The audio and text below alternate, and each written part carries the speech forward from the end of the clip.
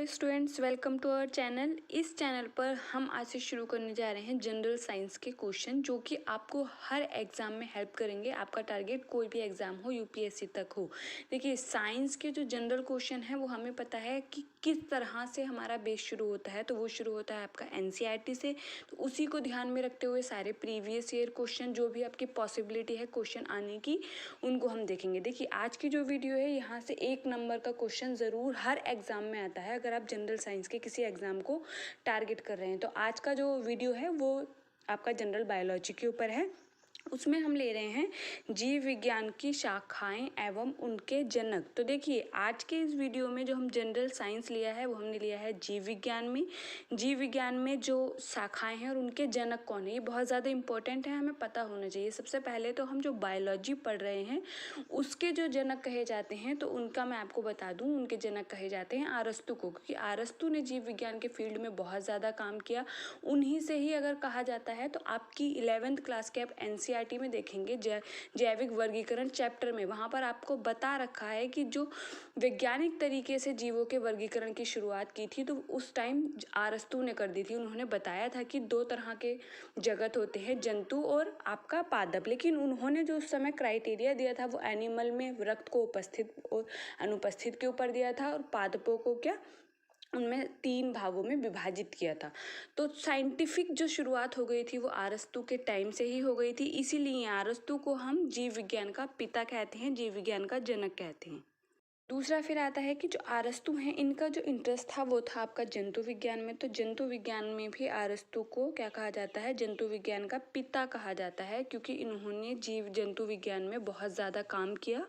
इन्होंने अपने बुक में हिस्टोरिया एनिमिलिया जिसका नाम है, देखिए बहुत सारे क्वेश्चन जब आपको बताए जाते हैं तो उससे दूसरे क्वेश्चन भी सॉल्व होते हैं। तो इन चीज़ों को आप ध्यान रखिए। आपको चीज़ें अगर पता हैं तो अच्छी बात है, नहीं पता है तो इनको नोट करिए।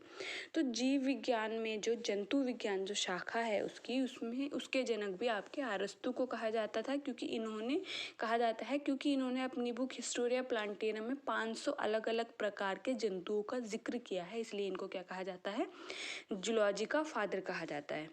फिर आते हैं उन्हीं के स्टूडेंट हैं थियोफ्रेस्टस। तो उनका जो इंटरेस्ट था वो किसकी तरफ था, बॉटनी की तरफ था, मतलब वनस्पति विज्ञान की तरफ था। इसलिए उन्हें वनस्पति विज्ञान के पिता कहा जाता है, क्योंकि उन्होंने अपनी बुक हिस्टोरिया प्लांटेरम में 500 प्रकार के पादपों का जिक्र किया है। फिर को देखिए, नेक्स्ट है आपका सूक्ष्म जीव विज्ञान, मतलब माइक्रोबायोलॉजी। देखिए यहाँ पर क्वेश्चन का अंतर समझिए, उसका आंसर भी चेंज हो जाता है। देखिए, सूक्ष्म जीव विज्ञान मतलब माइक्रोबायोलॉजी के जो फादर हैं वो है एंटोनी वॉन ल्यूवेनहॉक। इन्होंने क्या किया था, ये जीव विज्ञान के भी, मतलब आपके बैक्टीरियोलॉजी के भी फादर हैं, क्योंकि इन्होंने सबसे पहले अपने ही द्वारा बनाए गए माइक्रोस्कोप से क्या था, जीवाणु को देखा था, किसी जीवित कोशिकाओं को देखा था, वो क्या थे, बैक्टीरिया थे। तो इन्हें एंटोनी वॉन ल्यूवेनहॉक को जीवाणु विज्ञान का पिता भी कहा जाता है, साथ ही सूक्ष्म जीव विज्ञान का माइक्रोबायोलॉजी का कहा जाता है। लेकिन अगर यहीं पर आपसे पूछा जाए आधुनिक सूक्ष्म विज्ञान मतलब मॉडर्न माइक्रोबायोलॉजी के फादर कौन है, तो आपने ध्यान रखना है, आंसर चेंज हो जाएगा। आंसर होगा फिर लुई पास्चर। फिर आता है फाइकोलॉजी। तो देखिए, फाइकोलॉजी क्या होता है, शैवाल विज्ञान। शैवालों के जो अध्ययन को बोलते हैं उसको क्या बोलते हैं, फाइकोलॉजी बोलते हैं। अगर इसके जनक कहे जाएं तो वो होते हैं विलियम हेनरी हार्वे। सीधे अगर आपसे पूछा जाता है कि फाइकोलॉजी के फादर, तो विलियम हेनरी हार्वे। लेकिन अगर वहाँ पे स्पेसिफिक आपको पूछा जाता है भारतीय शैवाल विज्ञान, तो फिर आपको एमओपी अयंगर ध्यान रखना है। क्वेश्चन को ऐसे ही अच्छे से पढ़ना है। कई बार हम बहुत सिली सी मिस्टेक कर देते हैं क्वेश्चन को पढ़ने में, वहीं पर हमारा आंसर गलत हो जाता है। अगर इंडियन फाइकोलॉजी होगा तो एमओपी अयंगर है, अगर सिर्फ फाइकोलॉजी के फादर पूछा जाएगा तो विलियम हेनरी हार्वे हैं, ध्यान रखना है। फिर आपका आता है कोशिका विज्ञान। देखिए, कोशिकाओं के अध्ययन को कोशिका विज्ञान कहते हैं, साइटोलॉजी भी कहते हैं। कई बार हिंदी में ही आपको लिखा हुआ मिलेगा साइटोलॉजी, तो ध्यान रखना है, कोशिकाओं के अध्ययन को क्या बोलते हैं, साइटोलॉजी बोलते हैं। तो इसके जो जनक हैं वो कौन है, रॉबर्ट हुक हैं, क्योंकि जो रॉबर्ट हुक हैं उन्होंने सबसे पहले कोशिकाओं की खोज की। लेकिन उस टाइम जो उन्होंने कोशिका की खोज की थी वो असल में क्या थी, कोशिका भित्ति थी। जीवित कोशिका की जो सबसे पहले खोज की है, तो वो ध्यान रखना है, वो एंटोनी वॉन ल्यूवेनहॉक ने की है, इस चीज़ का ध्यान रखना है। फिर आता है औतिकी हिस्टोलॉजी, मतलब ऊतकों के अध्ययन को क्या बोलते हैं, हिस्टोलॉजी बोलते हैं। इसके जो जनक हैं वो कौन है, मार्सेलो मेलपिगी। नेक्स्ट है आपका जेनेटिक्स, मतलब जेनेटिक्स आनुवांशिकी के फादर कौन है, तो ये सबको पता होता है। आनुवांशिक लक्षणों की जो वंशागति होती है, मतलब जो आनुवांशिक लक्षण है उनका जो एक पीढ़ी से दूसरी पीढ़ी में जाना, वो क्या उस हिस्ट्री उसको क्या बोलते हैं, स्टडी को हम आनुवांशिकी बोलते हैं, जेनेटिक्स। और इसके जो फादर थे वो थे ग्रेगर जॉन मेंडल। इन्होंने क्या किया था, मटर के जो प्लांट है उस पर क्या अपनी स्टडी को किया था, और ध्यान रखना है कि 7 पेयर इन्होंने करेक्टर को लिया था। दूसरा आता है प्लांट फिजियोलॉजी, पादप कार्यकी, तो इसके जो फादर हैं वो है स्टीफन हेल्स। तो प्लांट फिजियोलॉजी मतलब प्लांट की जो कार्यकी होती है उसकी जो फिजिकली जो मॉर्फोलॉजी है उसको क्या बोलते हैं, प्लांट फिजियोलॉजी। पूरा उसका जो वर्क करता है वो उसके जो फादर हैं वो कौन है, स्टीफन हेल्स। फिर आता है जीवाणु विज्ञान, अभी मैंने आपको बताया था, वो उसके फादर कौन है, एंटोनी वॉन ल्यूबनहॉक। इन्होंने सबसे पहले अपने द्वारा बनाए गए माइक्रोस्कोप से एक जीवित कोशिका को देखा, और वो जीवित कोशिका क्या थी, वो जीवित कोशिका एक जीवाणु थी। इस चीज़ का ध्यान रखना है।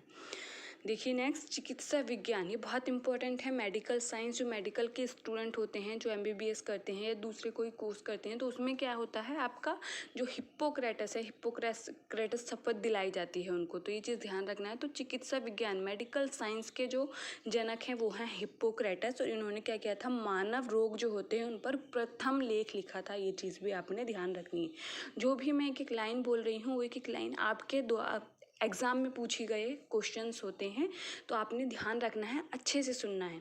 दूसरा देखिए इम्यूनोलॉजी, प्रतिरक्षा विज्ञान, इम्यूनोलॉजी जो होती है उसके जो फादर हैं एडवर्ड जेनर हैं।